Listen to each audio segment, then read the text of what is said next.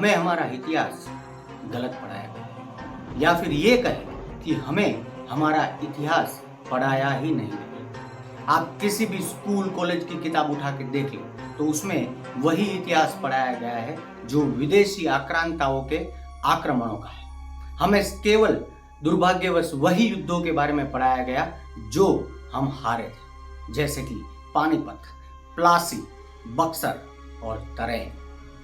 लेकिन हमें कभी भी जून 1033 में लड़े गए बैटल ऑफ बरेच के बारे में नहीं बताया गया, जहां पे उत्तर भारत के 17 राजाओं ने मिलकर, जिसका नेतृत्व किया था सुहेलदेव वसुदेव पासी ने, उन्होंने सलर मजूद गजनी की 1 लाख की सेना को पूरी तरह और बुरी तरह हरा दिया था। और ऐसा हराया था कि तुर्कों ने अगले 150 सालों तक भारत की तरफ आंख उठा के भी नहीं देखा था।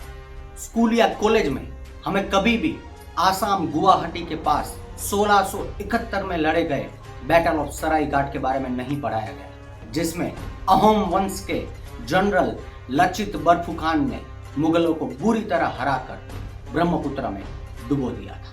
कम संख्या बल होने के बावजूद गोरिल्ला टैक्टिक्स, साइकोलॉजिकल वॉरफेयर और मिलिट्री इंटेलिजेंस की मदद से लचित बर्फुखान ने मुगलों को बुरी तरह हरा दिया था। लेकिन अगर आप नॉर्थ ईस्ट से नहीं हैं तो आपने ये युद्ध के बारे में कभी नहीं सुना होगा, क्योंकि जो इतिहास हमें पढ़ाया गया वो केवल दिल्ली का इतिहास है, पूरे भारत का नहीं।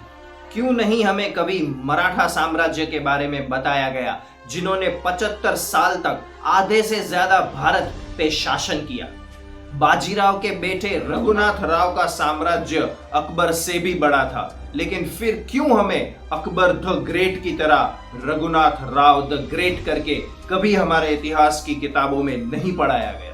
और ऐसे ही 18वीं सदी के सुपर पावर डच को त्रावणकोर के शासक मार्तंड वर्मा ने कोलाचल के युद्ध में बुरी तरह हराया था। लेकिन वो कहते हैं ना, शेर को उनकी वीर गाथाएं सुनाने वाला जब तक कोई नहीं आता तब तक इतिहास शिकारियों का ही महिमा मंडन करता रहता है। आपको क्या लगता है क्यों हमें सिर्फ ऐसे ही युद्धों के बारे में बताया गया जो हम हार गए थे?